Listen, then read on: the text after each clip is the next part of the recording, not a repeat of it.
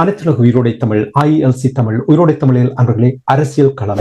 இன்றைய அரசியல் கள நிகழ்ச்சியில் பிரித்தானியாவிலிருந்து போரியல் ஆய்வாளர் அரசு அவர்கள் இணைகின்றார். வணக்கம் அரசு அவர்களே. வணக்கம் ராஜாணி. அனைத்துலக உயிரோடை தமிழ் உறவுகளுக்கு அன்பு இருந்த வணக்கம். நிகழ்ச்சியில் நாங்கள் இலங்கை தீவில் தமிழர் தாயகத்தில் உங்களுக்கு தெரியும் டக்ளஸ் தேவானந்தா அவர்கள் சில நாட்களுக்கு முன்னதாக கைது செய்யப்பட்ட செய்திகளை எல்லோரும் பார்த்திருப்பார்கள். இந்த கைதினுடைய பின்னணியில் அரசியல் இருக்கின்றது என்பது தெளிவாக தெரிகின்றது.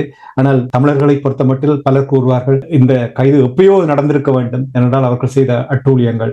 சமீபத்தில் கூட நான் சில செய்திகளை பார்த்திருந்தேன். EPDP அந்த உறுப்பினர்கள் எவ்வாறு கொலை செய்துவிட்டு விடுதலை புலிகள் மீது பழி போட்டார்கள் என்ற விடயங்கள் பல தகவல்கள் வெளிவந்து கொண்டிருக்கின்றது.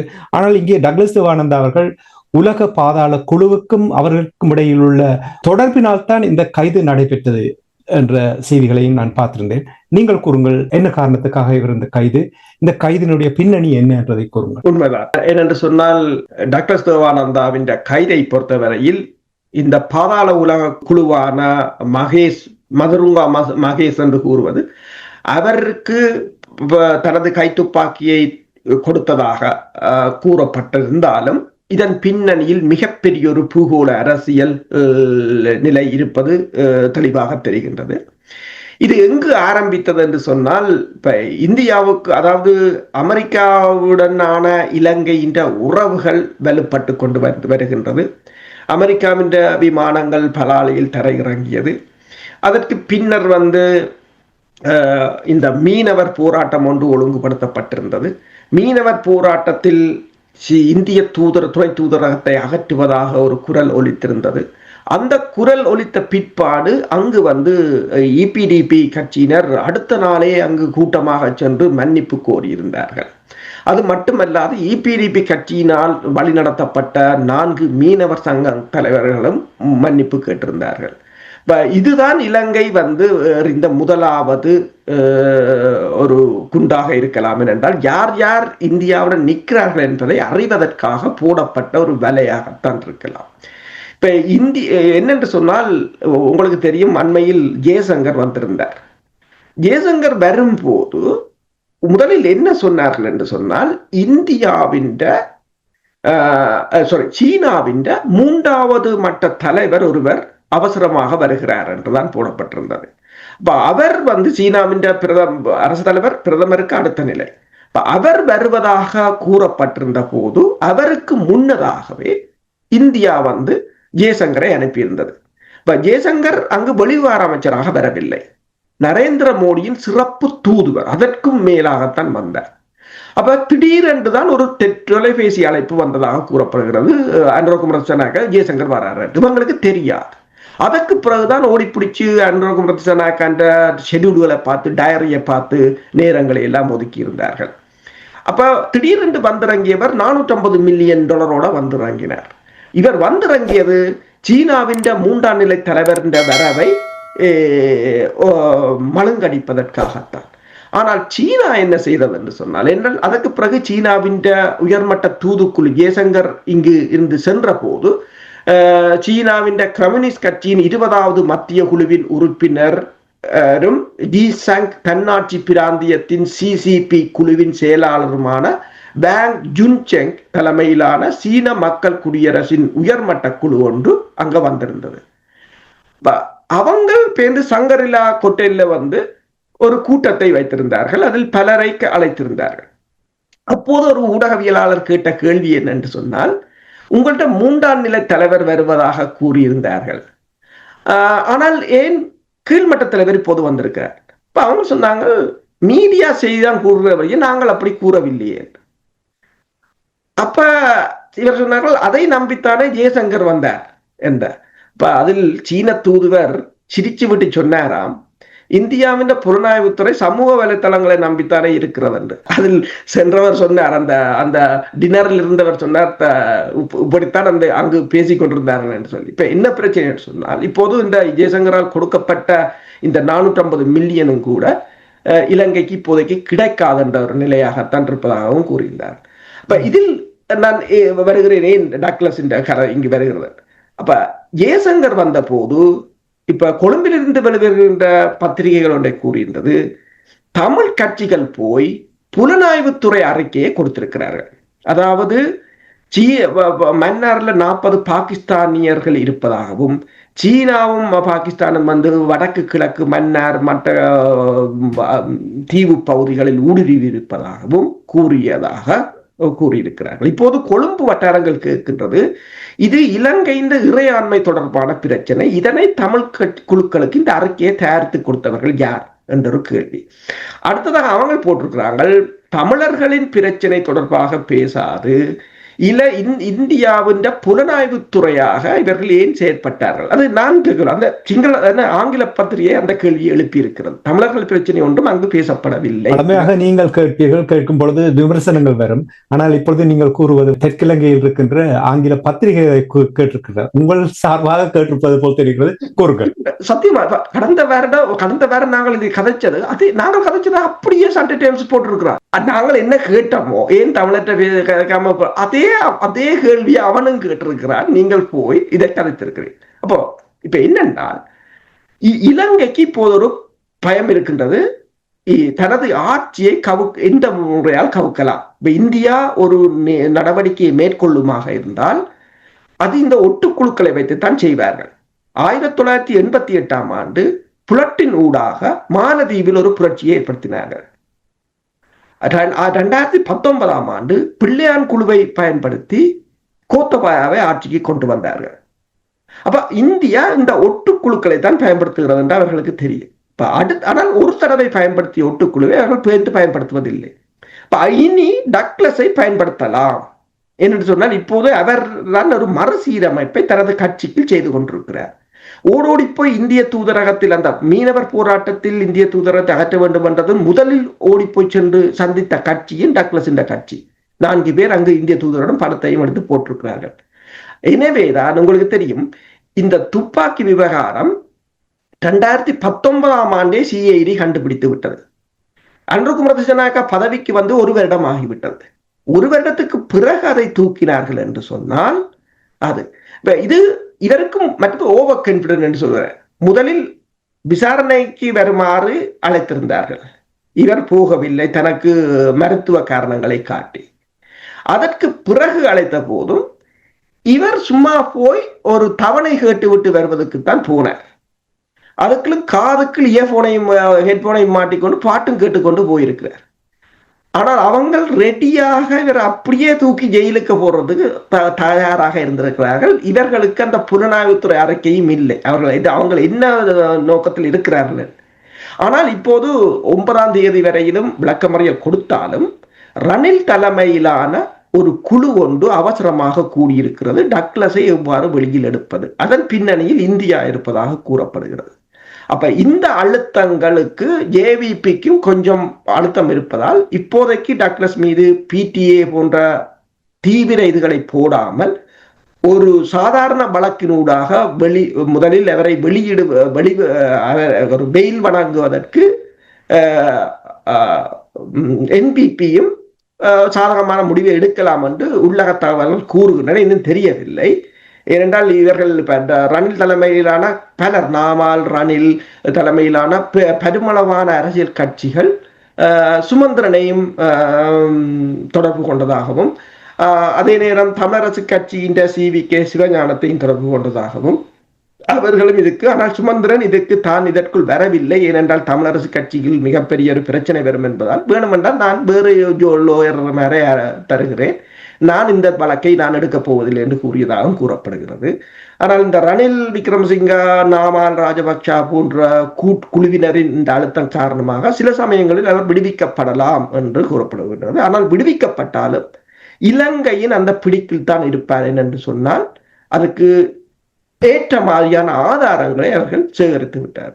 கேள்விகள் இருக்கிறது. அதாவது ஒன்று, இப்ப நீங்கள் டக்ளஸ் தேவானந்தாவை இந்தியா பயன்படுத்தலாம் என்று நீங்கள் கூறும்பொழுது, எவ்வாறு இந்தியா டக்ளஸ் தேவானந்தை கையாள முடியும்? இப்ப நீங்கள் பார்த்தீர்கள் என்றால், தமிழர்களை பொறுத்த மட்டில் கிட்டத்தட்ட 80% டக்ளஸ் தேவானந்தாவுடைய EPDP அவர்கள் இந்த தலையாட்டிகளாக செயல்பட்டதும், இராணுவத்தோடு செயல்பட்டதும், கொலை செய்துவிட்டு விடுதலை புலிகள் மீது பழி போட்ட இந்த விடயங்கள் எல்லாம் வைத்து பார்க்கும் பொழுது, ஒரு பலமில்லாத அமைப்பை எவ்வாறு இந்தியா இதை பயன்படுத்தி அங்கே ஆட்சி மாற்றத்தை கொண்டு வருவதற்கு என்ன வாய்ப்புகள் இருக்கிறது? உண்மையில் மக்கள் பலம் இருக்க போவதில்லை. ஆனால் இவர்களுக்கு அந்த நாசகார வேலைகளை செய்வதற்குரிய பலம் இருக்கின்றது. குண்டு வெடிப்புகளை மேற்கொள்வது. அடுத்தது இப்ப பிள்ளையானை பார்க்கலாம், நீங்கள் பார்க்கலாம். பிள்ளையாண்ட குழு மட்டும் செய்யவில்லை. இப்ப இலங்கை இராணுவத்தில இருந்த ஒரு பிரிவினரும் இணைந்து தான் இதை செய்திருந்தார்கள். அதற்கு இந்தியாவில் இருக்கின்ற கேரளத்திலிருந்தும் ISIS உதவியதாக எல்லாம் கூறப்பட்டிருந்தது. அப்போ இது ஒரு வலையமைப்பு. ஒரு கொஞ்சம் பேர் காணும். இதற்கு ஒரு பெருமளவான ஆக்கள் தேவையில்லை. அடுத்தது இவருக்கு தென்னிலங்கையில் இருக்கின்ற பாதாள உலக குழுக்களுடனும் நெருங்கிய தொடர்பு இருக்கின்றது. அப்ப பாதாள உலக குழுவினருடன் நெருங்கிய தொடர்பு இருக்கின்றால் அதில் இருக்கின்ற இராணுவத்தினருடனும் இவர்களுக்கான நெருங்கிய தொடர்பு இருக்கிறது. அண்மையில் உங்களுக்கு தெரியும், இந்திய இராணுவத்தின் பிரிவும் வந்தது இலங்கைக்கு, அமெரிக்காவும் வந்தது. இப்ப தென்னிலங்கையில் ஒரு பிரச்சனை என்னவென்று சொன்னால், அமெரிக்க படையினர் இறங்கிய போது அவர்கள் நேரடியாகவே ஜீப்பில் வெளியேறி விட்டார்கள் விமான நிலையத்தில் இருந்து. குடிவரவு திணைக்களம் பதிவுகளை மேற்கொள்ளவில்லை. அப்ப எத்தனை பேர் வந்தார்கள், எத்தனை பேர் திரும்பி போனார்கள் என்று யாருக்கும் தெரியாது. அதே போல இந்திய படையினரும் வந்த போதும் அவர்கள் நேரடியாக களமுனைகளுக்கு கொண்டு போய் இறக்கிவிட்டார்கள். இவர்கள் பதிவு செய்யவில்லை. அப்ப 2 ஹெலிகாப்டர்லாம் திரும்பி போனது, மிச்ச பேர் எத்தனை பேர் என்று தெரியாது. அப்ப இப்ப அனுரகுமார திசாநாயக்காவுக்கு ஒரு பிரச்சனை இருக்கிறது.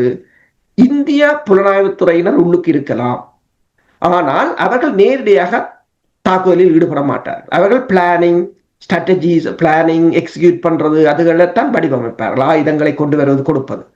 அதை செய்வதற்கு உள்ளூரில் கொஞ்சம் பேர் தேவை. அந்த உள்ளூரில் யார் இருக்கலாம் என்றால், இப்ப இவர்களுக்கு இப்ப டக்ளஸை கைது செய்வதன் ஊடாக இந்த பாதாள குஸ்திகள் இவர்கள் யாருடன் தொடர்பு இருக்கிறது என்பதை கண்டறியலாம்.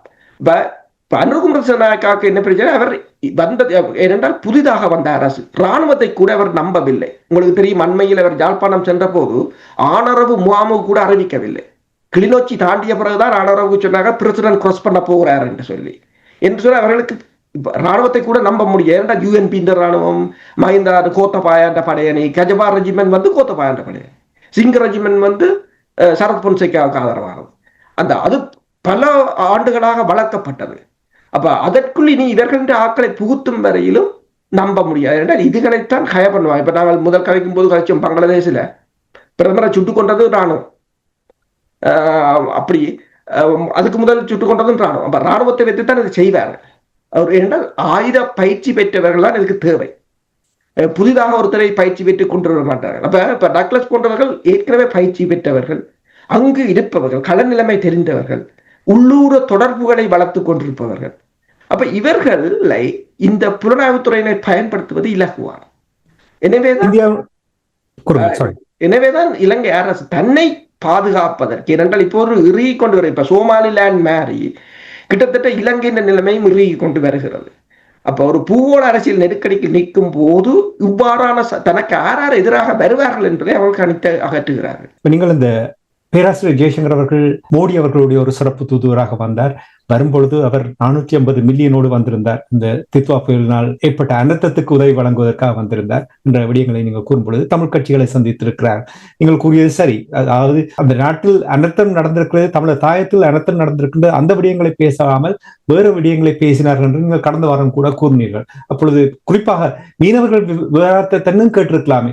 நீங்கள் கூறினீர்கள் கடந்த வாரம் கூறும்பொழுது கொண்டு வந்த 450 மில்லியனில் எவ்வளவு தமிழர்களுடைய நிதி அங்கே இருக்கிறதோ தெரியவில்லை என்று நீங்கள் கூறினீர்கள். சிந்தித்து பார்த்தேன், உண்மைதான். அதன் நூலாக வந்த வளம், அதனால் கிடைத்த நிதி எவ்வளவு என்று எங்களால் கூற முடியாது. இருந்தாலும் நீங்கள் கடந்த நிகழ்ச்சியில் கூறியது ஞாபகம் இருக்கிறது. கிட்டத்தட்ட அவர்களுடைய GDP-யில் 2% இருக்கலாம் என்று நீங்கள் கூறினீர்கள். எங்களுடைய தமிழ் தரப்பினர்கள் சந்தித்த பொழுது நீங்கள் கூறினீர்கள் அறிக்கையை சமர்ப்பித்திருக்கிறார்கள். என்ன காரணத்துக்காக இவர்கள் இந்த அறிக்கையை சமர்ப்பித்தார்கள்? ஏன் இவர்களால் வேறு ஒன்றும் செய்ய முடியாது என்று நீங்கள் நம்புகிறீர்களா? அதாவது யாராவது சொல்லுவதைத்தான் இந்த அரசியல்வாதிகள் நடத்த முடிவே, சுயமாக சிந்தித்து அந்த நாட்டினுடைய மக்கள், அந்த மண், அதை பாதுகாப்பதற்கு நாங்கள் ஒரு திட்டத்தோடு செயல்பட வேண்டும் என்று அவ்வாறான ஒரு நிலைமை இல்லையா? உண்மைதான். இப்போ நீங்கள் ஒரு செய்தி பார்த்திருக்கலாம். உள்ளக விளையாட்டு அரங்கை ஓல்பாக்கில் கட்டுவதற்கு வந்த நிதி, அதில் வந்த இழுபறி காரணமாக திரும்பி போகிறது என்று 165 மில்லியன் ரூபாய்கள். பாலங்கள், ரோட்டுகளை புனரமைக்க வந்த 25 கோடி திரும்பி போகிறது. 2 செய்திகளையும் இந்த வாரம் நான் பார்த்தேன். நீங்கள் ஓல்பாக்கில் அதுக்கு அதிகாரம் கொடுத்தவர்கள் யார்? சரி, அது ஒரு தமிழ் மக்களுக்கு வேண்டப்பட்ட பிரதேசம் என்று சொன்னால் மாற்று இடம் இல்லையா நீங்கள் கட்டுவதற்கு? சரி, அந்த வேலையில் ரோட்டுக்கு வந்த வீதிகளை புனரமைக்க வந்த நிதி திரும்பி போகிறது. அந்த வேலைகள் உங்களுக்கு இல்லையா? நீங்கள் புலனாய்வுத்துறை தகவலை தயாரிக்கிறதுக்கு நேரம் இருக்கிறது உங்களுக்கு. அப்ப இந்த நிதி திரும்பி போறதுக்கு யார் பொறுப்பு? அப்ப அவன் கொழும்பு பத்திரிகை காரித்து போறான் என்றால் இந்த தமிழ் மக்கள் பிரச்சனையை நீ போய் கதைக்கலாங்க. இந்திய புலனாய்வுத்துறைக்கு தெரியும் தான், இந்தியா ஒரு மிகப்பெரிய தேசம். பாகிஸ்தான்காரன் 40 பேர் மன்னார்ல நிக்கிறேன், அவங்களுக்கு தெரியாதா? அவங்களுக்கு தெரியாதா? அப்படி தெரியாதான்னு சொன்னால் அது இந்தியாவில் தோல்வியா இருக்கலாம். என்னென்னு சொன்னால் உங்களுக்கு தெரியும், 2-3 வருஷத்துக்கு முதல் இந்திய தூதுவர் மன்னார்ல ராமேஸ்வரத்துக்கும் மன்னாருக்கும் இடையிலே ஒரு திட்டி இருக்கின்றது. அது மிக முக்கியத்துவம் வாய்ந்தது. அந்த பிரதேசத்துக்கு இந்திய தூதுவர் போக வேண்டும் என்று இந்திய கடற்படையினர் கேட்டார்கள். கடற்படையினர் கொண்டு போட்டு அரவாசி வழியில் சொன்னார்கள், கடல் கொந்தளிப்பாக இருக்கிறது, போக முடியாது, திருப்பி கொண்டு வந்துட்டார். அதுக்கு அடுத்த வருடம் சீன தூதுவர் போனார். சீன தூதுவர் அங்கு போய் இறங்கிட்டு வந்துட்டார். பிறகு இந்த வருடம் இந்த 40 பாகிஸ்தானியர்கள் கட்டிட வேலைகள் ஒப்பந்தத்தின் அடிப்படையில் அவர்கள் சட்டபூர்வமாக தான் வந்திருக்கிறார். அவர்களுடைய வீசாவும் இருக்கின்றது என்று கூறுகிறார். மன்னாரில் தங்கியிருக்கிறார். அவர்கள் தாங்களாகவே படகை எடுத்துக்கொண்டு அந்த திட்டிக்கு போயிருக்கிறார்கள். ஆனால் இடையில் அனுமதி இல்லாதால் இலங்கை அரசு அதை மறைத்து அவர்களை திருப்பி அனுப்பிவிட்டது என்று கூறப்படுகிறது. இப்ப இந்த விடயங்கள் எல்லாம் நடக்கிறது, அது வேறு விடயம். உண்மையா நடக்கிறது, அது வேறு விடயம். ஆனால் அது இந்தியாவின் புலனாய்வுத்துறை, இந்தியாவின் ரோ மிகப்பெரிய ஒரு புலனாய்வுத்துறை, இலங்கையின் புலனாய்வுத்துறை இருக்கிறது. உனக்கு என்ன வேலை? உங்களுக்கு என்ன வேலை? உங்களுக்கு என்ன வேலை? உங்களோட மக்கள் வேலை எதுவும் கலைச்சிக்கிறீர்களோ? இந்த நிதிகள் திரும்பி போறதை பயன்படுத்தினீர்களோ? அங்கு கட்டுமானத்தை செய்தீர்களோ? அந்த மீனவர் பிரச்சனை தொடர்பாக எதுவும் பேசினீர்களோ? தரவுகளை ஏதாவது கொடுத்தீர்களோ? போனோன்னு என்ன 13 சுயாட்சி, மற்றது என்ன கொஞ்சம் வச்சுக்காங்க, பெடரல் 13 UN மனித உரிமை மீறல், போர்க்குட், அது இருக்கு எல்லாத்திலும். அதை சொன்னா அவன் வாரவனுக்கு தான் என்ன செய்யறது அவனுக்கு தெரியாது. உங்களோட பிரச்சனை உலக பிரச்சனை. நீங்கள் இவ்வளவு கதைக்கு இருக்கு. மக்களுக்கு ஒரு பொருளாதார உதவி, உடைஞ்ச குளங்கள் கட்டப்பட வேண்டும், விவசாயம் மறுசீரமைக்கப்பட வேண்டும், போக்குவரத்து வசதிகள், தொழிற்பேட்டைகள் அமைக்கப்பட வேண்டும். இந்தியாவில் இவ்வளவு டெக்னாலஜி இருக்கிறது. இந்தியா இவ்வளவு மருந்து பொருட்களை உற்பத்தி செய்கிறது, டெக்னாலஜி இருக்கிறது. விவசாயத்தை இந்தியா இவ்வளவு முன்னேற்றம் இருக்கிறது. சொட்டு நீர்ல கரும்பு உற்பத்தியை செய்கின்றது. அதெல்லாம் கதைச்சிருக்கலாமே. நீங்கள் வடக்கு இதை தாங்கோ, வடக்கு கதை தாங்கோ, எங்களை மக்களுக்கு தொழில்நுட்பத்தை பழக்குங்கோ, GPS மீன்பிடி விவரங்களை வழங்குங்கோ. இது உங்களுக்கு அது ஒன்றும் இல்லையா? உங்களுக்கு நீங்கள் ரோபில சேருங்கோ, பிரச்சனை இல்லை. உங்களை தமிழ் மக்கள் எல்லோருமா சேர்ந்து அடுத்த முறை அரசியல் இந்தியே இல்லை அவ்வளவு பேரையும் அகற்றி நாங்களே விண்ணப்பம் போட்டு ரோபில சேர்த்து விடலாம். இங்க இது இன்ட்ரெஸ்ட் இல்லை. என்னன்னா அவங்களுக்கு அதுதான் இன்ட்ரெஸ்ட். நாங்கள் பலியை கொண்டு வந்து வச்சு நாங்கள் டோர்ச்சர் பண்ற மாதிரி அவங்களை. நீங்கள் அரசியல் செய்யுங்க, அரசியலே தெரியாதவனை கொண்டு வந்து வச்சு நீங்கள் அரசியல் செய்யுங்க நடிச்சு அது சில போல இங்கிரப்பிள்ளையாயும் இருக்கலாம். இப்போ அடுத்த முறை கட்டாயம் எல்லாத்தையும் அதிலேருந்து அகற்றி இந்திய எம்பசியில ஒரு அப்ளிகேஷனை கொடுத்து ரோ அதிகாரிகளாக சேர்த்து விட்டால் அது ஜேம்ஸ் பாண்ட் மாதிரி அவங்களுக்கு சில வேலை அது கொஞ்சம் இன்ட்ரெஸ்டா இருக்குமோ சரியா? கூறும் பொழுது முக்கியமான கேள்வி என்னவென்றால், இந்தியாவினுடைய இந்த அணுகுமுறை தொடர்பாக நீங்கள் எவ்வாறு பார்க்கிறீர்கள்? நான் கூறுவது டக்ளஸ் தேவானந்தா தொடர்பாக நீங்கள் பொழுது கூறும் பொழுது, தமிழ் கட்சிகள் தொடர்பாக நீங்கள் கூறும் பொழுது, இந்தியாவுடைய அணுகுமுறை தொடர்பாக இந்தியாவினுடைய வகைபாகம் எவ்வாறு இருக்கிறது? இந்தியாவும் ஒன்றை சிந்திக்க வேண்டும். இப்ப இந்தியா மிகப்பெரிய ஒரு நெருக்கடிக்கு சிக்கி இருக்கிறது. நேபாளம் போய்விட்டது. இப்ப நீங்கள் பார்க்கலாம், இந்தியா மோடியின் நெய்பர்ஹுட் ஃபர்ஸ்ட் பாலிசி என்று சொல்றது, அது 2008ஆம் ஆண்டு இந்தியா உருவாக்கியது. இதைத்தான் மோடி விஸ்தரித்துக் கொண்டு வருகிறார். இந்த பாலிசியில இருக்கிற நாடுகளை நீங்க பார்த்தீங்கன்னு சொன்னால் ஆப்கானிஸ்தான், பூட்டான், நேபாளம், பங்களாதேசம், மாலத்தீவு, இலங்கை, மியான்மர். இதில் நேபாளம் போட்டுது, பங்களாதேசம் போட்டுது, மாலத்தீவு போட்டுது, பூட்டான் அது சிறிய, அதுல பெரியது இல்லை. ஆப்கானிஸ்தானை நம்ப முடியாது, அது எந்த நேரம் யாரோட நிற்கும். மியான்மர் அது ஒரு போருக்குள்ள இருக்கிற நாடு. அப்ப இலங்கையிட்ட இந்தியாட்ட எஞ்சி இருக்கிறது ஒன்றே இலங்கை மட்டும்தான் என்று சொன்னால் இது இந்தியான்ற பயங்கர தோல்வியான ஒரு நிலையாக இருக்கின்றது. என்று சொன்னால் பங்களாதேசம், அதாவது 1987 இந்திய ராணுவம் இலங்கைக்கு வந்தபோது இந்தியா அந்த பிராந்தியத்தில் மிகப்பெரிய வல்லரசாக போற்றப்பட்டது. ஏனென்று சொன்னால் 71 பாகிஸ்தான் போர்ல பங்களாதேசத்தை வென்றெடுத்தது. ஆனால் 2025 இழந்து விட்டது பாகிஸ்தானம் மீண்டும். இப்போது அந்த பாகிஸ்தான் சண்டையில் கூட, வான்போரில் கூட இந்தியா அந்த படை சமநிலையை இழந்து விட்டது. ஆனால் இவ்வளவு தேசத்தையும் இழந்திருக்கின்றது. இந்தியாவின் இந்த தோல்வி வெளிவார அமைச்சின் தோல்வியும் இந்தியாவின் புலனாய்வுத்துறையின் தோல்வியமாகத்தான் பார்க்க. ஏன் உங்களோட வெளிவாரத்தில் இலங்கையை கையாடுறதுக்கு நீங்கள் யாரை வச்சுக்கீங்கள்?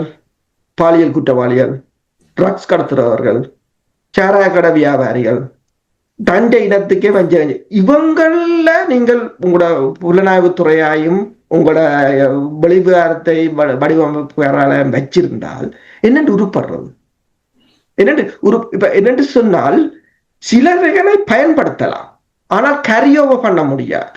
நீங்கள் இவர்களை வேற ஒரு மிஷனுக்கு நீங்க பயன்படுத்தி இருக்கலாம், அதுக்கு பிறகு டிஸ்போஸ் பண்ணிருக்கோம், பண்ணிட்டு அடுத்ததாக நோக்கி நீங்க நகர்ந்திருக்கோம். நீங்கள் இந்த காலத்தை தவற விட்டு விட்டீர்கள். உங்களை ரிஃபார்ம் பண்ணல, இவங்களோடையே கேரியோவர் பண்ணி வந்திருக்கிறீர்கள்.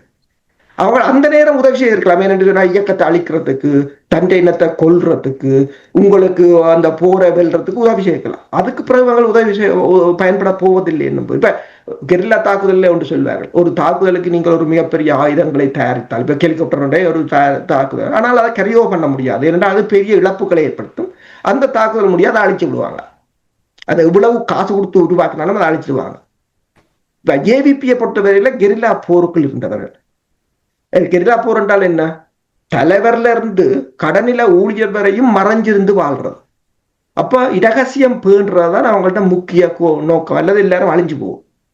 அப்படி இருந்தவர்களுக்கு இப்போ தெரியும் எங்கெங்க தங்களுக்கு பிரச்சனை வரப்போய். அவங்களோட போராளி கட்சி, எனவேதான் தேடி தெரிஞ்சு அழைக்கிறாங்க. இப்ப டக்ளஸ் போன்ற எல்லாரையும் குறி வச்சு தூக்குறாங்களே என்று சொன்னால் அவங்க போராளிகளாக இருந்து வந்தவர்கள்.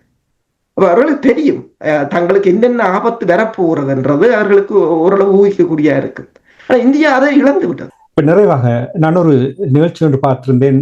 அதில் இந்தியாவுடைய முக்கியமான உறுப்பினர், சீனாவிலிருந்து இன்னொரு உறுப்பினர், அவர்கள் விவாதித்துக் கொண்டிருந்த பொழுது அவர்களுடைய அந்த உரையை கேட்கும் பொழுது சீனா இந்தியாவோடு ஒரு நல்ல உறவை கட்டி எழுப்ப விரும்புகிறது, அமெரிக்காவை விட்டுவிட்டு சீனாவோடு கைகோக்க வேண்டும் என்ற விதத்தில் தான் அவர்களுடைய உரையாடல் அமைந்திருந்தது, சுருக்கமாக கூறுகிறேன். அதில் ஆனால் இந்தியா அமெரிக்காவுடைய உறவு முக்கியம் என்றதையும் கூட இங்கே கூறியிருக்கின்றார்கள்.